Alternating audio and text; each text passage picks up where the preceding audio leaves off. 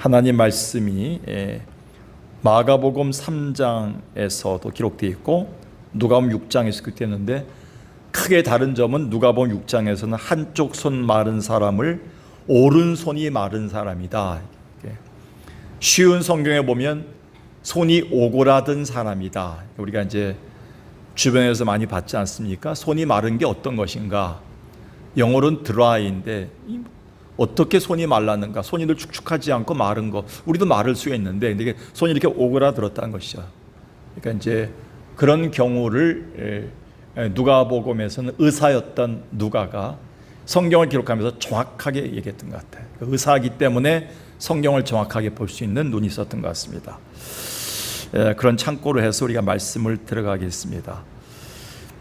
손은 우리 인간에게 주신 하나님의 선물 중에 굉장히 귀한 선물이라고 저는 생각합니다. 그래서 우리는 이 손을 볼 때마다 신비로움마저 느낍니다. 그래서 손은 한 개의 엄지손가락과 네 개의 나머지 손가락으로 되어 있습니다. 근데 이걸 이제 붙여서 나왔다면 물건을 잡지도 못하고, 그리고 힘도 주지 못하고 사람이 참 어색할 겁니다. 그런데 쥐락펴락할 수 있는 것은 엄지손가락과 네 개 손가락이 떨어졌기 때문에 가능하답니다. 기가 막히지 않습니까? 만약 손가락을 왜 이렇게 하나님 안 붙여놨습니까? 난 불만입니다. 안 살겠습니다. 손가락 없애겠습니다 했다면 얼마나 괴롭겠습니까? 근데 우리는 손가락이 떨어졌기 때문에 이걸로 쥐고 이걸로 쥐면서 서로 힘을 더 줄 수 있는 겁니다. 하나님의 그 소나귀의 힘이란 것은, 물건을 잡을 수 있는 힘이란 것은 하나님의 손을 만드신 기가 막힌 이 능력. 우리는 손가락을 마음대로 쥐락펴락할 수 있는 것은, 자유롭게 물건 만질 수 있는 것은, 힘을 줄 수 있는 것은 신비한 손의 능력이다 할 수 있습니다. 이것 때문에 인간은 정교한 도구와 기계를 다룰 수 있고 숫자를 셀 수가 있어요. 요즘 핸드폰을 보면서 만약에 손이 붙어 있다면 어떻게 쳤을까 이렇게. 근데 손이 다 떨어졌기 때문에 핸드폰을 보여요. 여러분, 그래서 우리가 많이 숙달이 돼갖고 사진을 보내면, 또 꽃을 찍으면 권사님들이 와서 그냥 꽃을 그냥 봅니까? 이렇게 확대해봐요. 그래서 제가 가끔 가다가 어떤 성도 보면, 우리 교회는 아닌데 제가 설교하러 갔는데 목사님 잘 안 보이는가 봐, 이렇게 해서 이렇게 확대가 안 되는 거죠, 손으로. 근데 우리가 이제 이렇게 습관화돼 버렸어요. 확대해야 되는 거. 우리가 이제 손이 얼마나 정교한지 몰라요. 그래서 손에서의 얼마나 그 센서가 들어가 있는가. 제가 지난번에 여기에 손에 약간 이제 철사 같은 거로 이렇게 긁혀서 이걸 한 1년째 지금 민감하게 이게 좀 에리에리한데, 이 손에 엄청난 신경이 들어가 있습니다. 그래서 우리 이현정 우리 그 닥터 작년에 손 때문에 올해 초에도 수술을 받고 그랬지만, 이 센서가 굉장히 여기에 그 신경이 많이 날카롭게 들어가 있죠. 그리고 여기에 굉장히 민감하게 들어가 있죠. 그래서 이 손이 가지고 있는 이 감각이 얼마나 큽니까? 딱딱하다는 거, 또 뭐 연하다는 거, 차다는 거, 덥다는 걸 느껴요. 만약에 하나님이 만들지 않았다면 딱딱한 거, 그리고 무르다는 거, 그리고 차갑다는 거, 그리고 참으로 따뜻하다는 걸 어떻게 느낄까요? 하나님이 손에다가도 다 센서를 박아놓은 거예요. 기가 막힌 거죠. 그래서 인간은 오래전부터 지금까지, 우리 한국말도 마찬가지, 한자도 마찬가지지만 손에 대해서 나온 단어가 많죠. 뭐 손이 모자른다, 그리고 내 손 안에 있다, 그리고 손을 뗀다, 수완이 있다, 선수를 선발하다. 난 선수가 뽑을 선자하고 그 다음에 사람 숫자가 될 수 있지만, 이 숫자가 무슨 숫자인데 손 숫자예요. 그러니까 사람을 얘기할 때 사람 손이 몇 개인가 이렇게 보는 거예요. 손이 없다 있다. 선수를 뽑을 때 손 숫자 씁니다. 그리고 조수를 쓰다 할 때도 손 숫자 써요. 그러니까 손과 관계된 것이 우리의 모든 한자라든지 일상 용어에 다 들어가 있어요. 그래서 새삼 하나님께 감사했습니다. 요즘 내가 지내면서. 그런데 인간은 이 손을 어떻게 사용하에 따라 선인이 되기도 하고, 다시 말해서 의인이 되기도 하고 악인이 될 수가 있어요. 다시 말해서 이 손을 잘못 사용하게 되면 선악과를 따먹어서 하나님과 같이 된 교만죄로 죄악 가운데 빠질 수 있고, 이 손을 잘 사용하면 하나님의 능력의 손으로 모세처럼 사용할 수가 있다는 것이죠. 가룟 유다의 손이 될 수가 있고요, 또 아론의 손이 될 수가 있습니다. 그래서 잠언 12장 14절에는 그 손에 행하는 대로 자기가 받을 것이니라.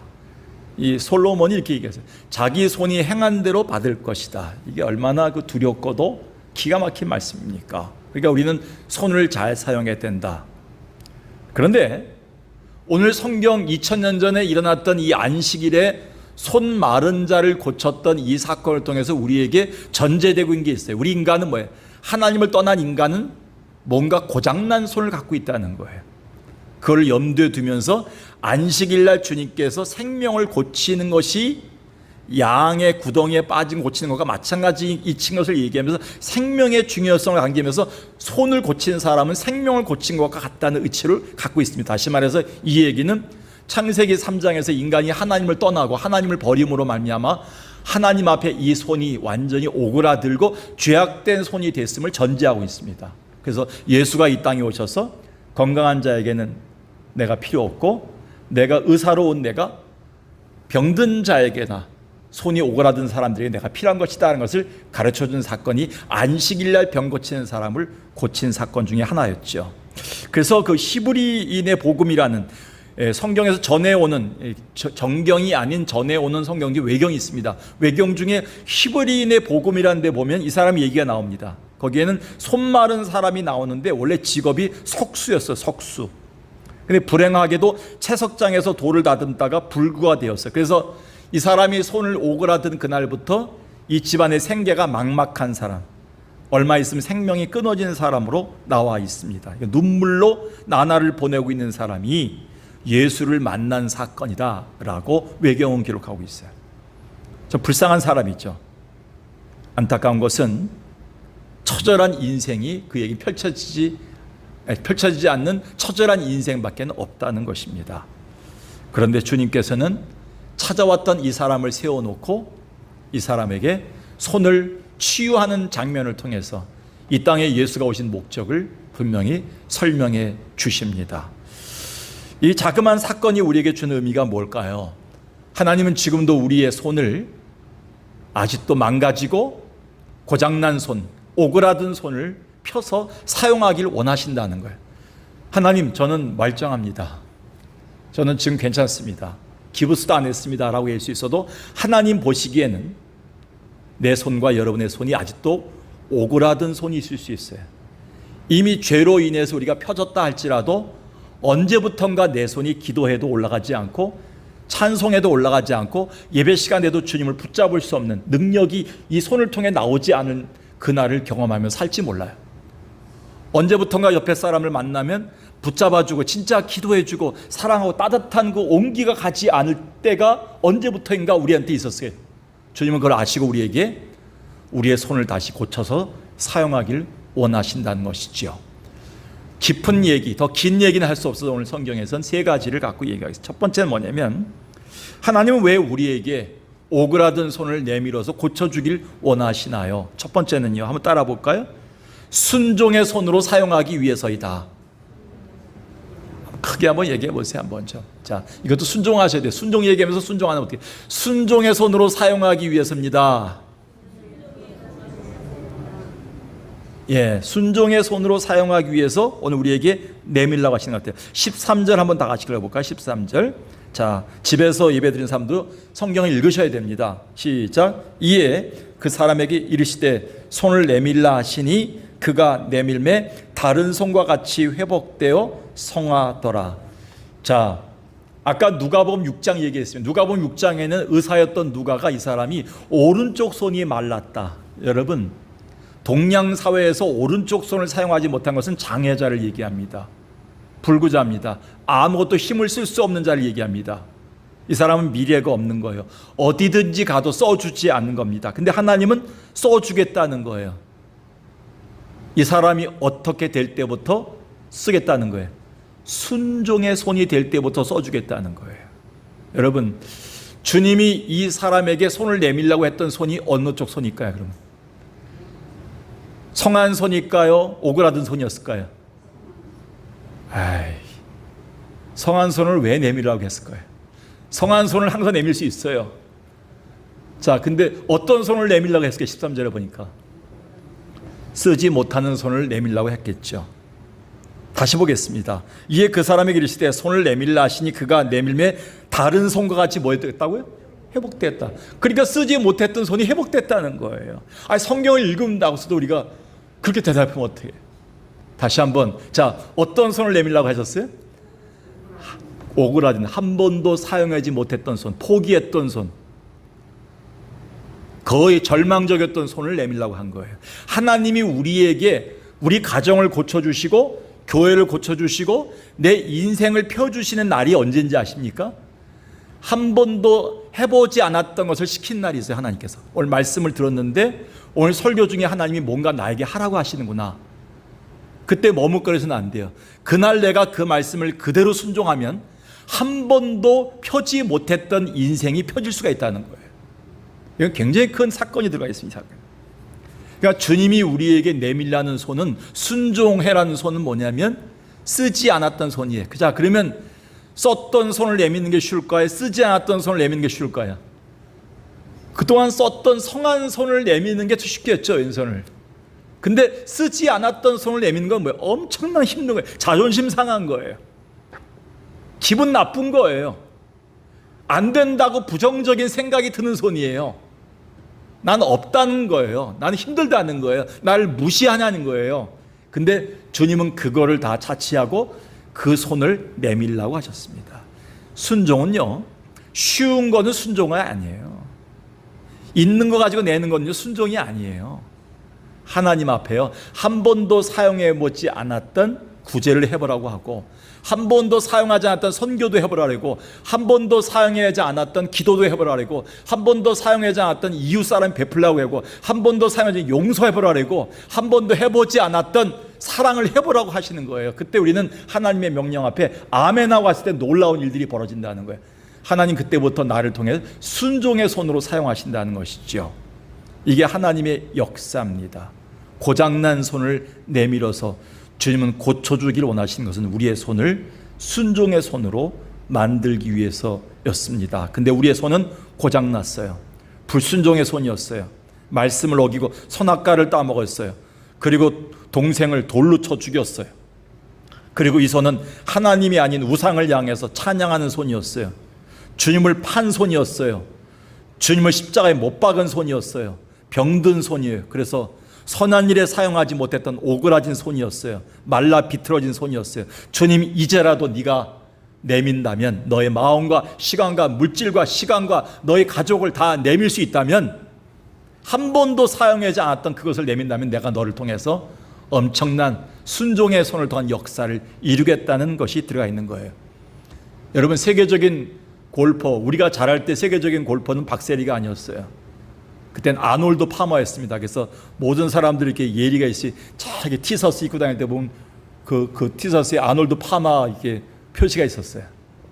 그런데 아놀드 파머라는 사람이, 이 사람이 10살 때 아스팔트 위에서 놀다가 떨어져서 팔꿈치가 상해서 부상을 당합니다. 수술을 몇 번 했는데 결국은 왼쪽 팔이 20cm나 짧은 거예요. 오른팔보다. 뭘 하겠습니까? 깊은 좌절을 겪고 있을 때 예수님을 만났어요. 예수님께서 그 손을 통해 사용하시겠다고 약속하고 계셨습니다. 그는 믿음으로 용기를 내서 마음을 주님께 드리고 그 손을 가지고 골프에 입문합니다. 그리고 이렇게 하나님 앞에 소리치면서 골프 치러 나갔습니다. 할 수 있습니다, 주님. 내가 믿음으로 손을 내밀면 하나님 반드시 이 손을 통해서 이루어 주십니다. 하나님 도와주십니다. 결국 그는 세계적인 골퍼가 되었고 전설적인 골프계의 인물이 됩니다. 오늘도 하나님은 우리가 고장난 손이라 할지라도 순종함으로 내밀면 하나님 이 손을 통해서 엄청난 일을 행하시겠다고 약속하고 있습니다. 두 번째는요, 하나님 왜 우리에게 손을 내밀라고 하시나요? 예배 때마다. 그것은 우리에게, 하나님께서는 우리에게 새롭게 고쳐주기 위한 거죠. 치유의 손으로 사용하기 위해서라고 얘기하십니다. 3장, 마가복음 3장 1절에 보니까 이게 나옵니다. 예수께서 다시 회당에 한편 손 마른 사람이 거기 있는지라. 여기 마찬가지로 오늘 성경에도 보니까 손 마른 사람입니다. 이 사람은 손이 마른 사람이 있었는데 이 사람을 주님께서 유독 보시면서 세우는 장면이 나옵니다. 그래서 여기는 마태복음 안 나오지만 누가복음과 마가복음에 보면 예수님은 이 사람을 가운데 세웁니다. 사람들 가운데 세우셔서 이 사람이 공개적으로 순종을 하게 공개적으로 이 사람의 손을 고쳐주셔서 사용하는 그런 손으로 만들어 주십니다. 큰 의미가 있지요. 우리 가운데는 하나님 앞에서 이 손이 사용되지 못하는 고장난 손을 치유의 손으로 사용하기 원하십니다. 오늘도 하나님은 순종할 때 우리가 가지고 있는 손을 치유의 손으로 사용하기 원하십니다. 예수님이 그렇게 하셨죠. 예수님 어떻게 하셨습니까? 예수님이 이 땅에 오셔서 우리 가운데 죽어가는 자들, 그리고 주 앞에서 무너진 자들, 그리고 한 번도 일어나지 못하는 자들을 향해서 주님은 저들을 일으키셨습니다. 불쌍한 이웃들을 세우시고 하나님은 지금도 예배를 통해서 우리에게 고장난 손을 고쳐주십니다. 그 이유가 뭡니까? 우리가 치유의 손이 되기 위해서입니다. 그래서 인간의 손은 불순종했는데 사용했지만 이제부터 하나님 앞에 손을 내밀어서 치유받게 될 때 하나님 이 손을 통해서 우리에게 치유의 손으로 사용하기를 원하고 계신다는 것입니다. 그러니까 우리의 손은 그냥 인간의 손이 아니에요. 전상인의 손이 아니라 뭐예요? 이제부터 뭐예요? 주님의 손이 되는 거예요. 주님의 손은 어떤 손이에요? 순종으로 만들어진 내 손은 뭐예요? 치유의 손이 된 겁니다. 그래서 여러분들 아무것도 아닌 것 같지만 주일날 이제 코로나가 좀 잦아지면 지금 조심해야 되겠지만 안아주세요. 사람들. 그리고 이제는 여러분 안아드리고 인사만 하고 따뜻한 손을 잡아주만 해도 시간이 없습니다. 이 손이 젊었을 때는 세상을 향해 사람을 향해서 비판도 하고 지적도 하고 했던 손이었다면 이젠 사랑하고 베풀고 안아주고 만져주는 손으로 치유의 손으로 사용되길 원하는 거예요. 사람들을 이끌고 예배당으로 이끄는 손이 되어야 된다는 것이죠. 그리고 이 손으로 찬양하는 손으로 하나님 찬양 속에 하나님의 치유가 있는 손으로 만져주시는 것이죠. 그리고 아픈 자들을 찾아가서 저들을 베풀어주고 그리고 낙심한 자들에게 위로를 주시는 손으로 사용하는데 주님의 손이 내게 오셔서 치유됐다면 나는 이 손을 다시 또 뭐예요? 무슨 손으로? 치유의 손으로 사용하기를 원하신다는 겁니다. 그래서 매주마다 또 매번 예배 때마다 여러분 여기 들어올 때마다 하나님 나의 오그라든 손을 보면서 내밀라고 얘기합니다. 이 손이 예배 마치게 될 때 우리는 다시 뭐야? 하나님을 찬양하고 기도하고 베풀고 사랑하는 치유의 손이 될 줄로 믿습니다. 마지막으로 똑같은 얘기지만 결론적인 겁니다.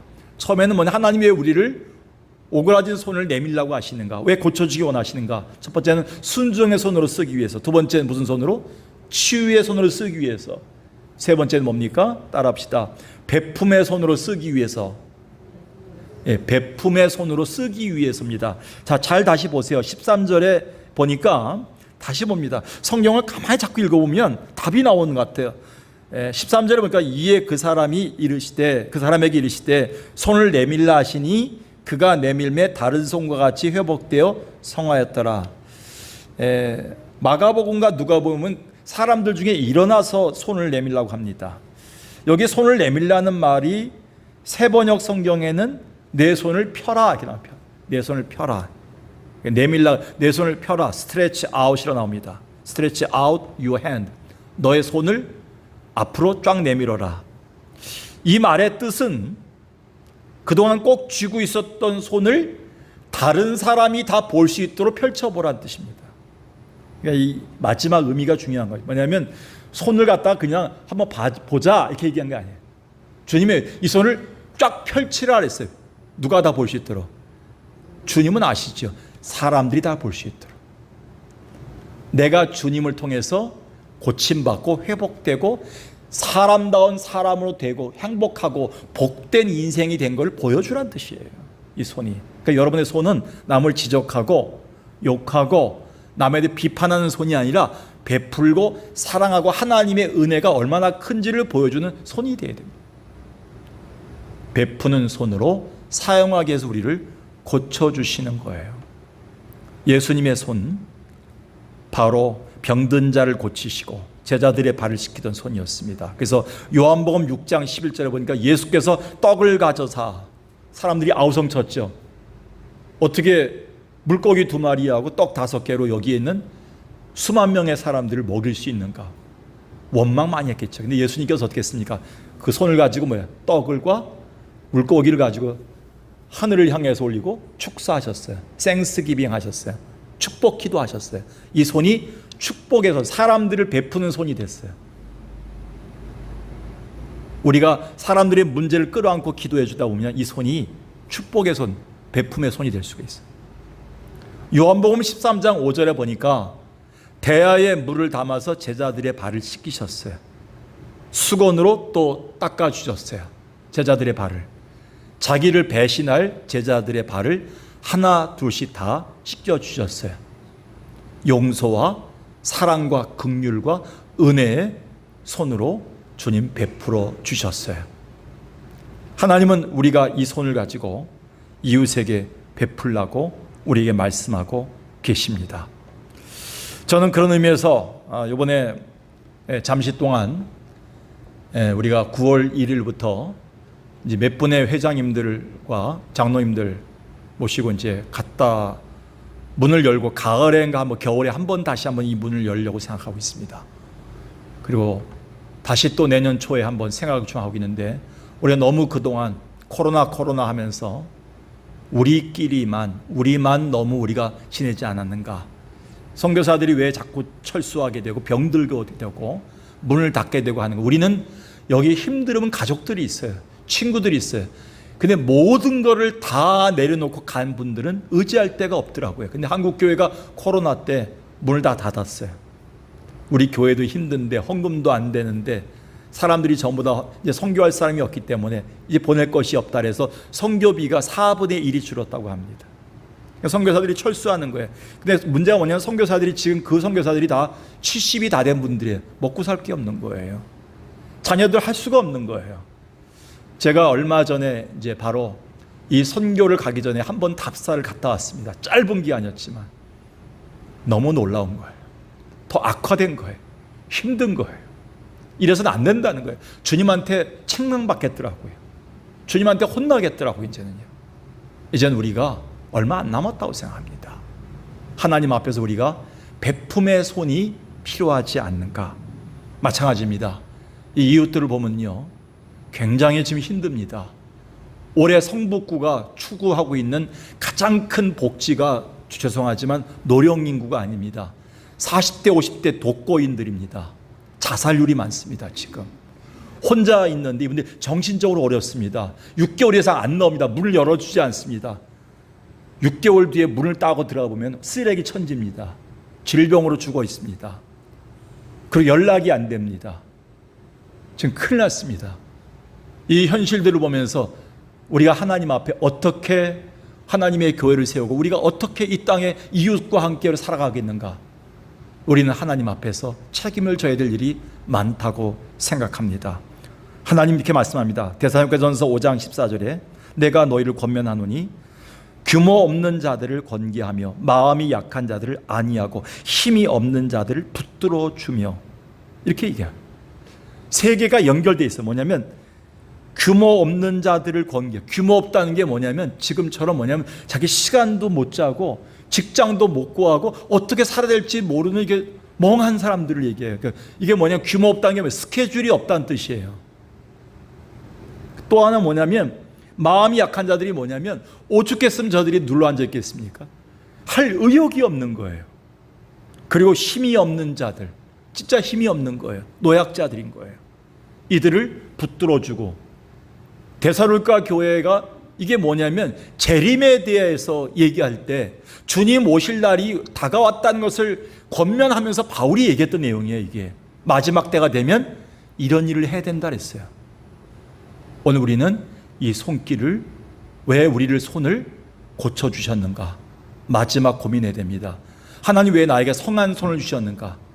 그렇지 못한 자들이 있다는 사실을 베풀어 주기 위해서 손을 주셨다는 사실을 기억하면서 이번 한 주간도 끝까지 이 말씀 가지고 하나님 주신 손으로 감사하면서 베풀 수 있는 그리고 이 손이 회복될 수 있는 복된 여러분 되길 주의 이름으로 간절히 축원합니다.